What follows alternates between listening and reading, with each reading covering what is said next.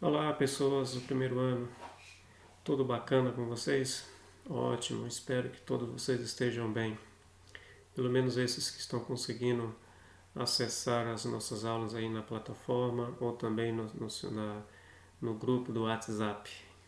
Vou tentar mais uma vez colocar para vocês aí, para ver se eu consigo chegar em vocês através disso que vocês mais usam, que é o WhatsApp.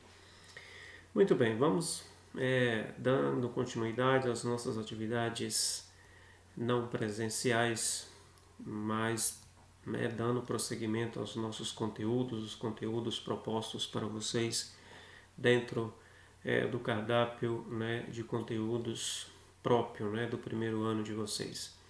Vamos fazer esta aula, a primeira aula e o primeiro tema de aula do segundo bimestre. Nós vamos falar sobre o senso de coletividade na ótica de Emily Durkheim. Veja só, Emily Durkheim já não é mais uma novidade para vocês em alguns aspectos, porque no primeiro bimestre, ainda quando a gente estava com aulas presenciais, a gente falou bastante deles, sobretudo mostrando os principais autores clássicos da sociologia e também mostrando algumas temáticas que é própria de Emily Durkheim, como a questão do método de estudo da sociedade, que é o método científico, falando da sua influência, de quem ele recebeu influência, que foi de Augusto Comte, certo? A questão das instituições sociais, que a gente falou sobre a questão da família, da igreja, do Estado, enfim. E agora nós vamos dar continuidade, falando deste autor especificamente, com a temática da questão do senso de coletividade, o senso de sociedade, que é uma das temáticas bastante presente e bastante estudada por este autor, sociólogo clássico da sociologia. Então vamos lá. Então nós vamos falar hoje sobre a concepção funcionalista de sociedade na ótica de Emily Durkheim. Então veja bem, vamos falar um pouco da biografia,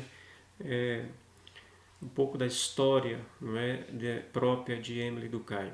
Emily Durkheim, um sujeito, uma pessoa, um indivíduo que nasceu em 15 de abril de 1858, portanto, se ele fosse vivo amanhã, 15 de abril, ele estaria, portanto, de aniversário. Ele nasceu em Épinal, na França, e morreu em 1917, do século XX. Descendente de família de rabinos. Rabinos, para quem não conhece, é uma classe de sacerdotes judaicos, e portanto ele tinha valores, ele foi criado, ele foi educado dentro de valores tradicionais, como por exemplo respeito e obediência às ordens. Viveu numa época de mudanças em que a nascente sociedade capitalista acabava de destruir as velhas instituições feudais e impunha novos valores burgueses. Durkheim se preocupará com o estabelecimento da nova ordem social, que é a capitalista, que está surgindo aí no período moderno, justamente a partir do século XVIII. Foi o primeiro professor universitário de sociologia e sua produção reflete a tensão entre valores e instituições que estavam sendo corroídos e formas emergentes. Veja, a questão dos valores e a questão das instituições, aquilo que a gente falava. O que são as instituições aqui? Família, religião, Estado, são essa e outras que ele considerava como sendo agregadoras e disseminadoras de valores. Ok? Então vamos lá. Então, as referências e pressupostos contextuais do pensamento de Durkheim. Então, a Revolução Francesa e a Revolução Industrial, um lado e um manancial de ideias de vários autores deste período. Então, essa aqui é a problemática, a situação social em que vivenciou Emily Durkheim. intensificava-se a consciência da necessidade de se criar novas ideias e valores, um novo sistema científico e moral que se harmonizasse com a ordem industrial. A lei do progresso é uma força implacável, a vida coletiva é um ser distinto, complexo e irredutível às partes que a compõem. Então, tudo isso aqui faz referência à realidade em que viveu, em que atuou Emile Durkheim. Revolução Industrial, que não é mais novidade para vocês, como também a Revolução Francesa também já não é novidade, embora a gente não tenha falado muito dela, mas em história certamente vocês já ouviram, né? Então, isso aí, todas essas temáticas sociais da época fez com que houvesse mudanças, né?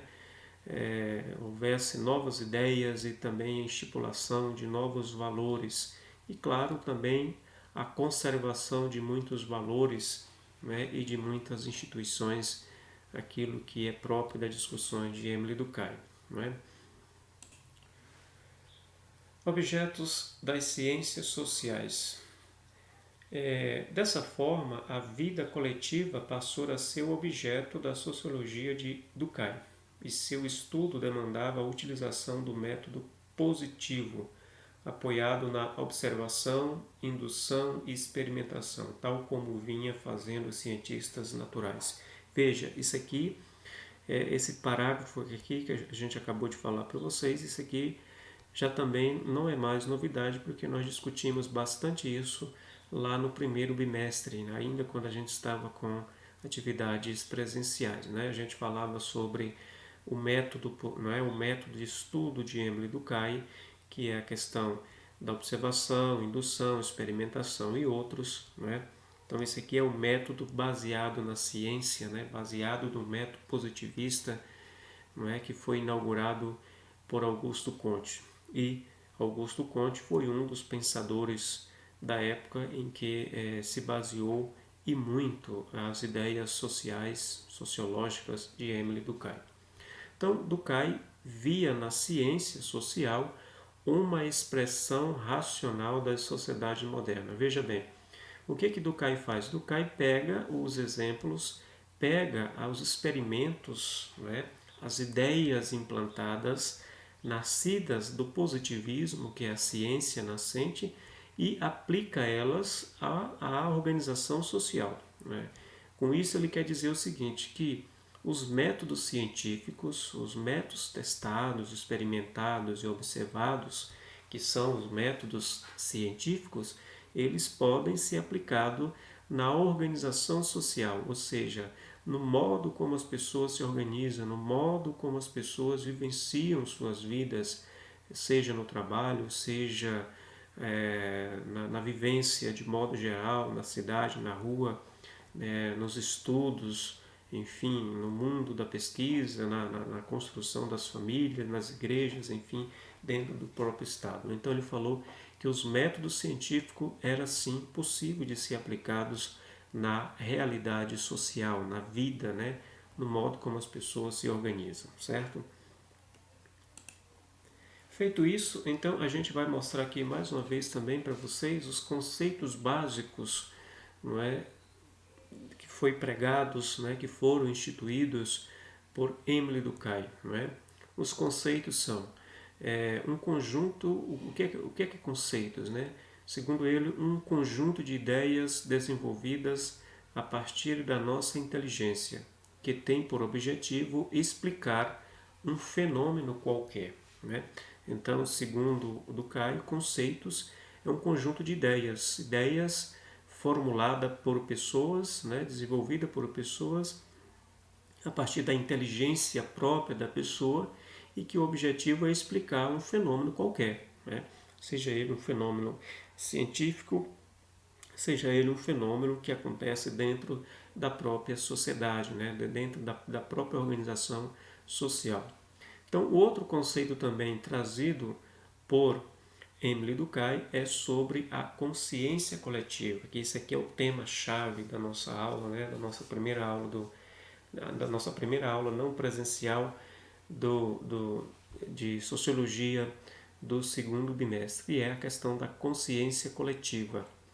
Consciência coletiva para ele é formada pelas ideias comuns que estão presentes em todas as consciências individuais de uma sociedade psíquico-social e que determina nossa conduta.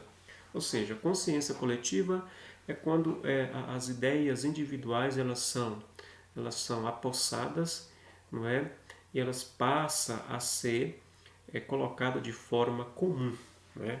Ou seja, daí resultando numa conduta, não é, que é a partir de elementos, ingredientes de que vêm das ideias individuais, né?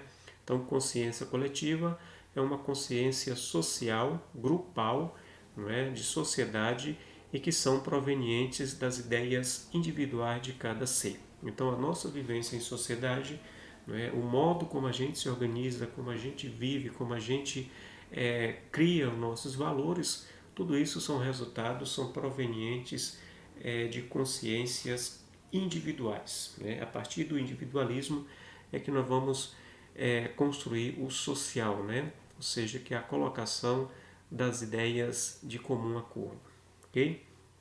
Isso é o chamado psíquico-social, né? Então, isso também forma a base para uma consciência de sociedade. Ela não vem de uma só pessoa ou grupo, mas está difusa, né? A palavra difusa quer dizer espalhada em toda a sociedade e por isso é exterior ao indivíduo. Veja bem, daquilo que vem do interior, não é? Da psique, das ideias das pessoas, ela passa para o âmbito coletivo. Depois que ela está no âmbito coletivo, não é? Ela passa o quê? As pessoas individualmente ela não detém mais o poder sobre aquela, porque ela já passou a ser de um âmbito coletivo. Ou seja, ela já não é mais minha, ela não pertence a mim tão somente, mas agora ela está num outro patamar que é o patamar coletivo, social.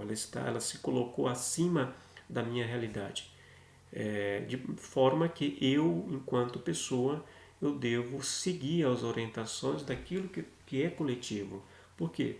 Porque a ideia coletiva ela é superior à ideia individual, né? O coletivo tem mais poder, tem mais força do que aquilo que é individual, né? De forma que aquilo que é tomado como segmento, não é, como norma, de forma que vem de forma social, ela deve ser acatada pelo individual, né? Ou seja, ela deve ser seguida, né? Uma norma tomada pelo coletivo, né? Então o coletivo ele tem soberania, né? Ele tem soberania. Então a sociedade ela é soberana porque é criada pela soma dos individuais, certo? Então assim a consciência coletiva é o que a sociedade pensa, né? Consciência coletiva quer dizer sociedade. Age de forma coercitiva sobre o indivíduo, impõe as regras sociais, né? Então, o que eu, enquanto cidadão vivendo numa sociedade, eu devo obedecer às regras coletivas. O que são regras coletivas? Por exemplo, uma faixa de pedestre onde eu tenho que passar, obedecer, sei lá, o guarda de trânsito, obedecer a polícia, não é? Obedecer, por exemplo, a escada de um shopping, por exemplo, né? Obedecer às regras de um lugar público, certo? Por exemplo, tudo isso são situações coletivas em que eu, como pessoa individual, devo obedecer, né? Porque eu não devo colocar a minha opinião, a minha forma de agir individual sobre o coletivo. Aí eu não sou um cidadão, né? Ok? Então, gente, é isso. Nós ficamos por aqui então com essa temática. Aí são basicamente não, são propriamente 4 slides, não é, para vocês poderem estudar, para vocês poderem estar aí tendo contato com os principais tópicos objetivos sobre a questão da consciência coletiva que foi discutida, não é, que foram defendidas por esse autor clássico, o então Émile Durkheim. Então vamos dar continuidade com essa temática em outra aula. Um abraço a todos e boa sorte a todos vocês.